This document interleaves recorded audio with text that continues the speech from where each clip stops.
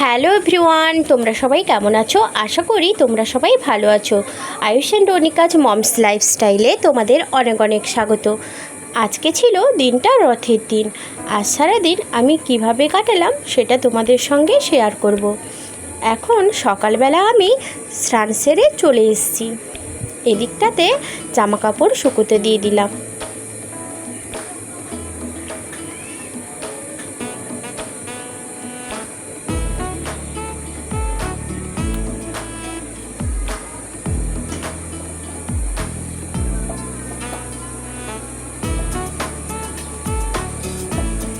এবার আমি পুজো ঘরে চলে যাব পুজো দেওয়ার জন্য। রথের দিন আমি মামিমাকে বলেছিলাম আজকের দিনের পুজোটা আমি করব। প্রথমে আমি ঠাকুর ঘরটা ভালো করে মুছে নিলাম।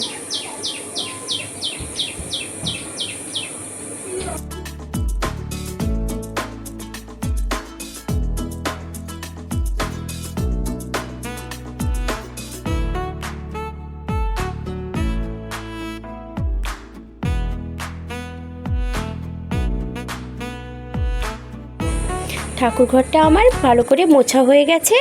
এদিকটাতে আমি একটা ফ্যানও চালিয়ে দিয়েছি যাতে জলটা ভালো করে শুকিয়ে যায়। এখন আমি ঠাকুরের থালা বাসনগুলো ধুয়ে নিব। প্রত্যেক বৃহস্পতিবারে ঠাকুরের থালা বাসন ধোয়া হয়।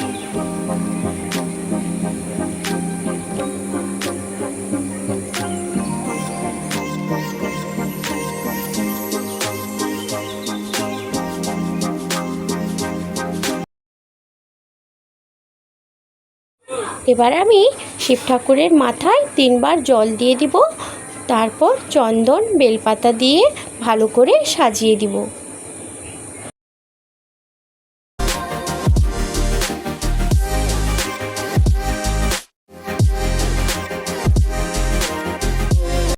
শিবের মাথায় জল দেওয়া হয়ে গেছে। এখন আমি গোপালকে ঘুম থেকে তুলে নেব।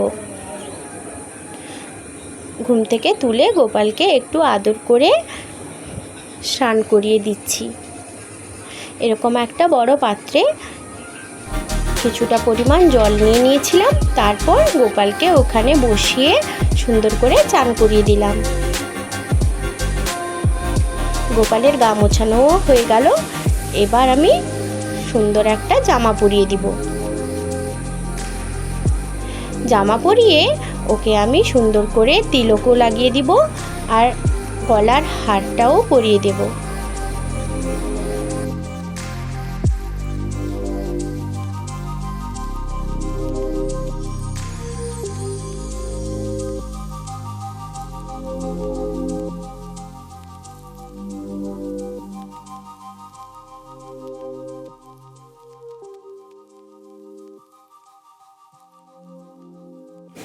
গোপালকে আমি সিংহাসনে বসিয়ে দিয়েছি। এখন আমি গোপালের জন্য কিছুটা ফল কেটে নিচ্ছি। বাড়িতে যখন যেরকম ফল থাকে আমি সেটা গোপালকে নিবেদন করি। যাই থাকুক, সামান্য থাকুক কি বেশি থাকুক, যখন যাই থাকুক গোপালের কাছে দেওয়ার আমি চেষ্টা করি। এখানে আমি 2টো কলা, একটা শসা, একটা পেয়ারা আর কিছুটা ভেজানো ছোলা, নকুলদানা দিয়ে গোপালের কাছে ভোগ দিব। এবার প্রসাদের থালাতে আমি তুলসী পাতা দিয়ে দিলাম। প্রসাদের থালা সাজিয়ে দেওয়া হয়ে গেছে আর আমার ঠাকুরের কাছে ফুল দিয়ে সাজানোও হয়ে গেছে। এখন আমি পুজোটা সেরে ফেলবো।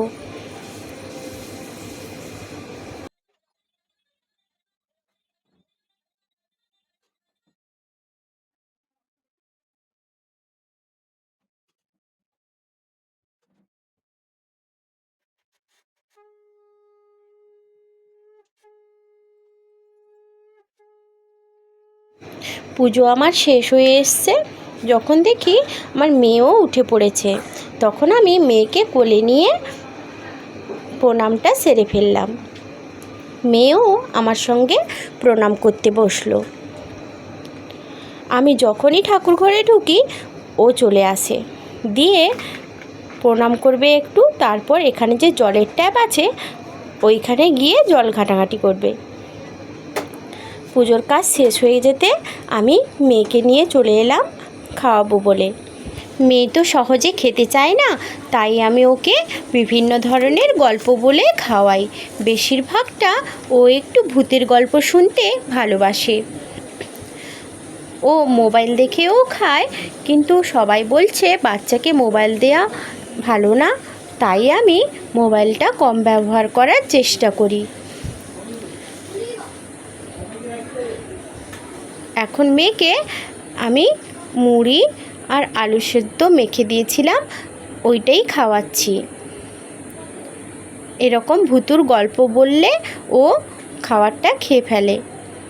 মেয়েকে আমার খাওয়ানো শেষ হয়ে গেছে।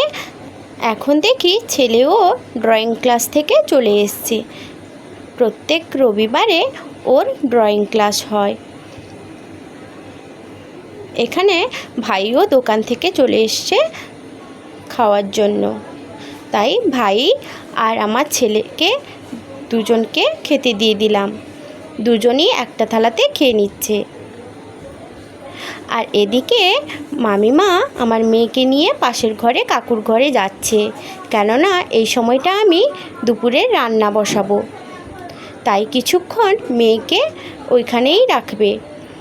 এখন আমি রান্নাটা করে ফেলবো। আজকে আমি বাচ্চা দুটোর জন্য শিঙি মাছ দিয়ে জিরের ঝোল করব, আর কিছুটা ডাল করব, আর কয়েকটা মাছ ভাজবো। এইটুকুই করব, কেননা আজকে গ্রামের মন্দিরে পুজো ছিল, সেই জন্য ওখান থেকে প্রসাদ আসবে। মায়ের মন্দিরে ভোগ হিসাবে প্রসাদ দেওয়া হয়, সেইটাই বাড়িতে এলে আমরা সেটা খাওয়া দাওয়া করব। বৃষ্টিকাল চলে এসছে, তাও তেমনভাবে কোনো বৃষ্টিই হচ্ছে না, সেই জন্য গরমটাও প্রচুর পড়েছে। তাই আমি যত তাড়াতাড়ি সম্ভব রান্নাটা করে ফেলার চেষ্টা করি। মাছটা আমি এবার ভেজে নিয়েছি, এবার এটা তুলে নিলাম। এবার জিরের ঝোলটা বসিয়ে দিব। প্রথমে সবজিগুলোকে ভালো করে ভেজে নিয়েছিলাম, ওর উপর কেটে রাখা মশলাগুলো দিয়ে দিলাম, দিয়ে জিরে গুঁড়ো দিয়ে জিরের ঝোলটা বানিয়ে ফেলবো।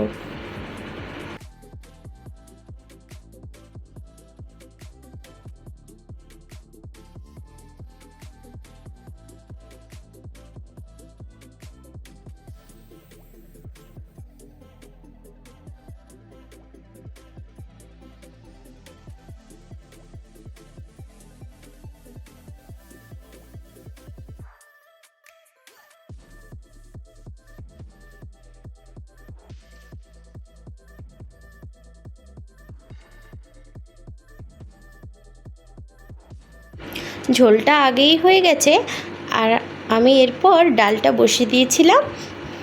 ডালটা হতে থাকুক, ততক্ষণে আমি গ্যাসের চারপাশটা ভালো করে মুছে নিচ্ছি। আর যতটা বাসন রান্নার সময় লেগেছিল ওগুলোও আমি এখন পরিষ্কার করে ধুয়ে ফেলবো। রান্নার শেষে সব কিছু এইভাবে গুছিয়ে রাখতে আমার ভালো লাগে। আর এখানে মন্দির থেকে প্রসাদও চলে এসছে। এখন আমি রোদ থেকে জামা কাপড়গুলো তুলে নেব, কেননা বেশিক্ষণ রোদে জামা কাপড় পরে থাকলে জামা কাপড়ের রং নষ্ট হয়ে যায়, তাই ঝটপট করে জামা কাপড়গুলো তুলে নিচ্ছি। ছেলেকে বললাম এবার চলে যা, তুই স্নানটাও সেরে ফেল। ছেলে এখন একা একা চান করতে পারে। ওর বোন হওয়ার পর থেকে ওর নিজের কাজ নিজেই করে নেয়, যেভাবে পারে ও স্নান করে নেবে। আমাকে কিছু সময় দাঁড়িয়ে থাকতে হয়, না হলে জল থেকে উঠেই আসবে না। এদিকে আমি মেয়েকে ডেকে নিয়েছিলাম ওকে স্নান করাবো বলে। ওকে তেলটা মাখিয়ে দিলাম, এবার ওকে আমি চান করিয়ে দিব। বেলাও অনেকটা হয়ে গেছে, এখন স্নান সেরে দুজনকেই খেতে দিয়ে দিব। মেয়েটাও বাথরুমে গেলে জল থেকে উঠতেই চায় না।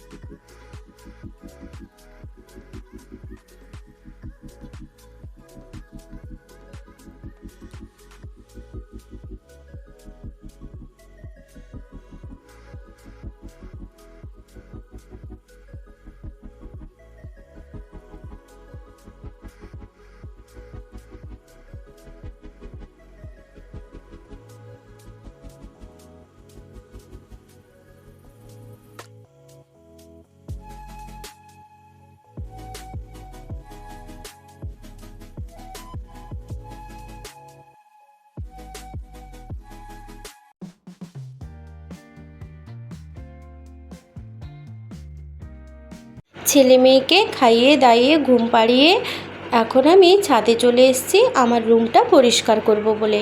সকালবেলা থেকে ছাদে আসার সময়ই পাইনি, ঘুম থেকে উঠে চলে গিয়েছিলাম, তারপর এই এলাম। যখন আমি সকালবেলা ঝাঁট দিতে আসতে পারি না, তখন আমি এই দুপুরের টাইমটা যখন মেয়ে ছেলে ঘুমিয়ে যায় তখন আমি এসে রুমটা পরিষ্কার করি।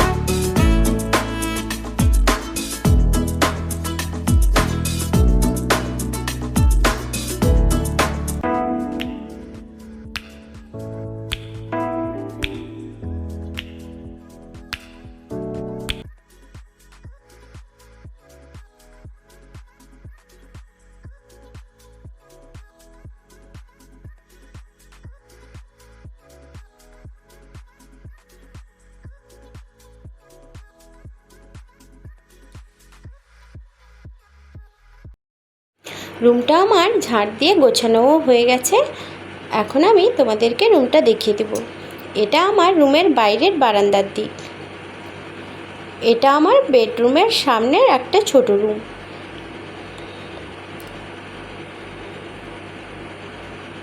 এদিকটা আমি এইভাবেই সাজিয়ে রেখেছি, জানলা দিয়ে বাইরের দিকটা দেখা যায় সুন্দর করে।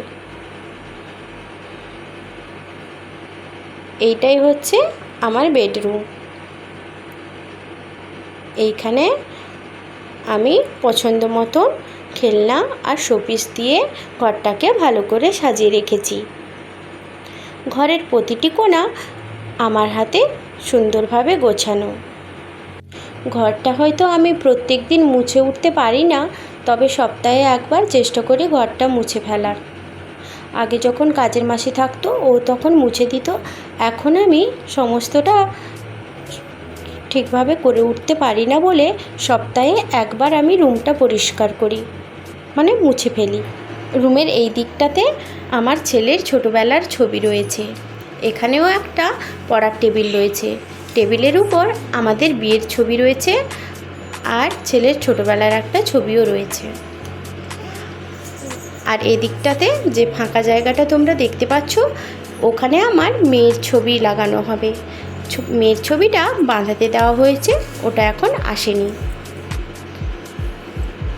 এদিকটাতে আমার ড্রেসিং টেবিল আর এই কাঁচের শোকেসগুলোতে কিছু শোপিস রাখা আছে, একটা টিভিও আছে। ব্যাস এইটুকুই।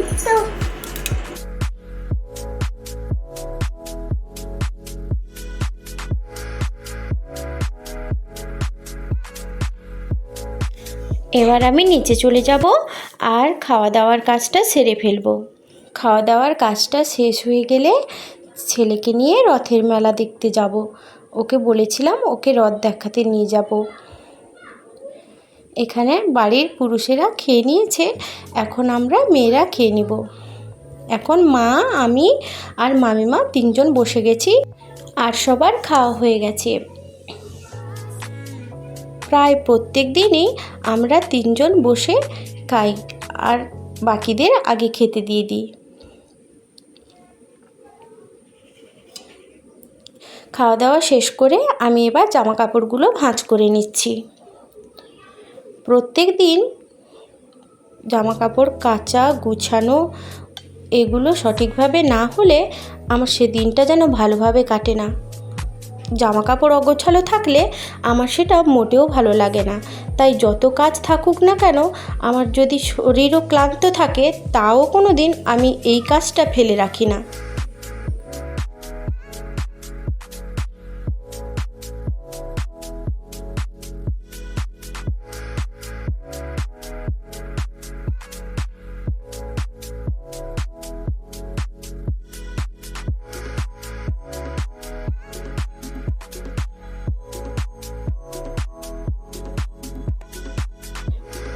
জামা কাপড়গুলো ভাঁজ করা হয়ে গেছে।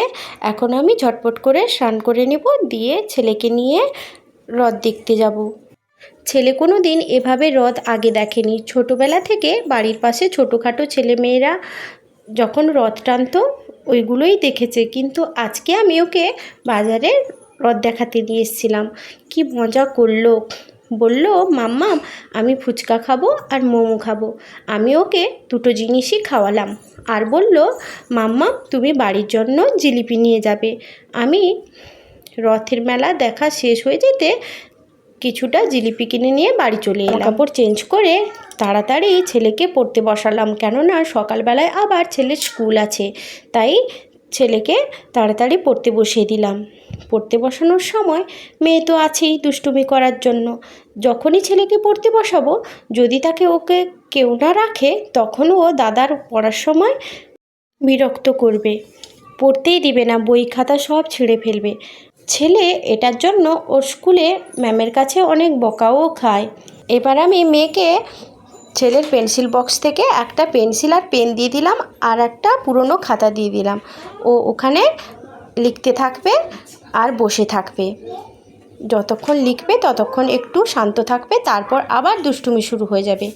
ততক্ষণে আমি ছেলেকে পড়ানোর কাজটা শেষ করে ফেলবো। পড়ানো শেষ হয়ে গেলে মেয়েকে আমি খাইয়ে দিব। আজকের মতন ব্লগটা এইখানেই শেষ করলাম। তোমরা সবাই ভালো থেকো, সুস্থ থেকো, আর ব্লগটা যদি ভালো লেগে থাকে তাহলে একটা লাইক করে দিও। Bye bye, Radhe Radhe.